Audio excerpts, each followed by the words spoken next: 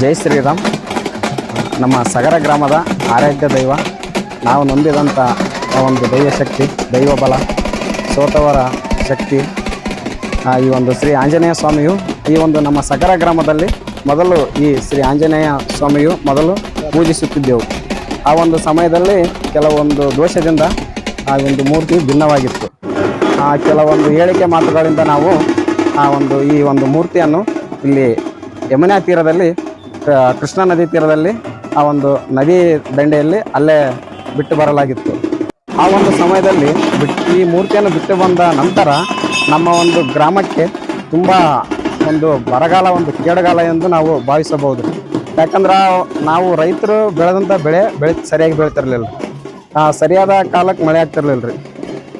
ಈ ಥರ ಕೆಲವೊಂದು ಭಾಳ ಸಂಕಷ್ಟಕ್ಕೀಡಾಯ್ತು ರೀ ನಮ್ಮ ಗ್ರಾಮದಲ್ಲಿ. ಆ ಒಂದು ಕಾರಣದಿಂದಾಗಿ ನಾವು ಮತ್ತೆ ಕೆಲವು ಜ್ಞಾನಿಗಳು ಅವರು ಹೇಳಿದ್ರು ರೀ, ಇನ್ನೊಂದು ವಿಗ್ರಹವನ್ನು ನಾವು ಮಾಡಿಸಿಟ್ಟಿದ್ದೀವಿ ರೀ. ಆಮೇಲೆ ಎರಡೆರಡು ವಿಗ್ರಹನ ಇಡಬೇಡ ಅಂತ ಹೇಳಿದ್ರು ರೀ.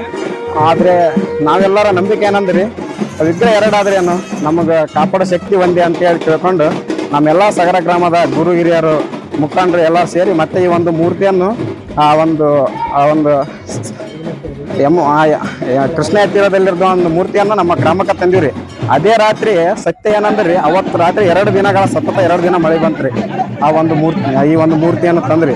ಈ ಮೂರ್ತಿಯನ್ನು ತಂದು ಪ್ರತಿಷ್ಠಾಪನೆ ಮಾಡಿ ಸಗರ ಗ್ರಾಮದ ಎಲ್ಲ ಒಂದು ಮನೆತನದಿಂದ ಆ ಒಂದು ಮೂರ್ತಿ ಏನನ್ನ ಸಲ್ಲಿಸಬೇಕಾದ ಪೂಜೆ, ಫಲ, ಕಾರ್ಯಕ್ರಮ ಎಲ್ಲ ಸಲ್ಲಿಸಿ ನಮ್ಮ ಏನಂತ ನಾವು ನಡೆದಂಥ ಶಕ್ತಿಯಾಗಿ ನಡೆಯಕತ್ತೀವಿ. ನಾವು ನಡೆದಂಥ ನಾವು ಹೆಂಗೆ ನಾವು ಮಾರ್ಗವಾಗಿ ನಡಿತೀವಿ, ನಾವೊಂದು ನಂಬಿಕೆಗೆ ಆ ದೇವರು ನಮಗೆಲ್ಲ ಒಂದು ಸಂತಾನ, ಅಭಿವೃದ್ಧಿ, ಶ್ರೀಮಂತ ಏನೇನು ಯಾವ ಭಕ್ತರು ಏನು ಬೇಡಿಕೆ ಅದಲ್ರಿ ಎಲ್ಲ ಕೊಟ್ಟು ನಮಗೆ ಕಾಪಾಡಕತ್ತನ್ರಿ. ಇವತ್ತಿಗೆ ಅದನ್ರಿ ಈ ಒಂದು ನಮ್ಮ ಉತ್ತರ ಕರ್ನಾಟಕ ಭಾಗದಲ್ಲಿ ಯಾದಗಿರಿ ಜಿಲ್ಲೆಯ ಶಾಪುರ ತಾಲೂಕು ನಮ್ಮ ಸಗರ ಗ್ರಾಮ ರೀ. ಈ ಒಂದು ಗ್ರಾಮದಲ್ಲಿ ಈ ಒಂದು ಎಳ್ಳು ಅಮಾಸೆಯ ಪ್ರಯುಕ್ತ ಸಗರ ಗ್ರಾಮದ ಸರ್ವ ಭಕ್ತರೆಲ್ಲರೂ ಸೇರಿರಿ ಈ ಒಂದು ಕಾರ್ಯಕ್ರಮವನ್ನು ಮಾಡ್ತೀವಿ ರೀ. ಈ ಒಂದು ಕಾರ್ಯಕ್ರಮದಲ್ಲಿ ಏನಂದ್ರಿ, ಹಿಂದಿನ ದಿನ ರೀ ಆ ಒಂದು ಕೃಷ್ಣಾ ನದಿ ತೀರಕ್ಕೆ ಹೋಗಿ ಆ ಗಂಗೆಯ ಪುಣ್ಯ ಜಲವನ್ನು ತಂದು ಆ ಒಂದು ಸ್ವಾಮಿಗೆ ಕುಂಭದಲ್ಲಿ ತಂದು ಅಲ್ಲಿ ಆರ್ಕಟ್ಟೆ ನಾಗಪ್ಪ ಕಟ್ಟಿಯಿಂದ ರೀ ಮೆರವಣಿಗೆ ಮೂಲಕ, ಪಲ್ಲಕ್ಕಿ ಮೂಲಕ, ಆಮೇಲೆ ಭಕ್ತರೆಲ್ಲರೂ ಫುಲ್ ಉತ್ಸಾಹದಲ್ಲಿ ರೀ ತಿಥಿ ಆಡುವ ಮೂಲಕ, ಸಂಭ್ರಮದಿಂದ ರೀ ಕುಣಿತದ ಮೂಲಕ, ಹಳೆಯ ಪದಗಳನ್ನು ಹೇಳುವ ಮೂಲಕ ರೀ ಸರ್ವಭಕ್ತರ ಕುಂಭಮೇಳದೊಂದಿಗೆ ಬಂದು ಈ ಒಂದು ಸ್ವಾಮಿಗೆ ಆ ಒಂದು ಗಂಗಾ ಸಂಘದಿಂದ ಸ್ನಾನ ಮಾಡಿಸಿ, ಪೂಜೆ ಮಾಡಿಸಿ, ಆರತಿ ಮಾಡಿಸಿರಿ. ಈ ಒಂದು ಸಗರ ಗ್ರಾಮದಲ್ಲಿ ಬಹು ವಿಜೃಂಭಣೆಯಿಂದ ರೀ, ಬಹು ಉತ್ಸವದಿಂದ ರೀ ಈ ಒಂದು ಕಾರ್ತಿಕವನ್ನು ವಿಜೃಂಭಣೆಯಿಂದ ಆಚರಿಸಲಾಗುತ್ತದೆ ರೀ.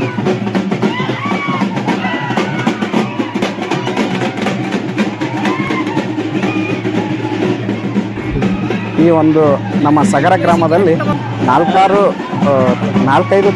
ತಲೆಮಾರುಗಳು ಉರುಳಿರ್ಬೋದು. ಆ ಒಂದು ತಲೆಮಾರುಗಳಿಂದ ಈ ಒಂದು ನಮ್ಮ ಗ್ರಾಮದ ಈ ಆಂಜನೇಯ ಸ್ವಾಮಿಯ ಅರ್ಚಕರು, ಒಂದು ಪೂಜಾರಿ, ನಮ್ಮ ಈ ಉತ್ತರ ಕನ್ನಡ ಪೂಜಾರಿ ಅಂತೀವಿ ರೀ ನಾವು. ಆ ಒಂದು ಅರ್ಚಕರು ಏನಂದ್ರೆ ನಮ್ಮ ಶ್ರೀತರಾದ ಶ್ರೀ ಭೀಮಣ್ಣ ಪೂಜಾರಿ ಅವರು ಆ ಒಂದು ಮನೆತನದವರು ಇಲ್ಲಿವರೆಗೂ ನಡೆಸಿಕೊಂಡು ಬಂದಿದ್ದಾರೆ.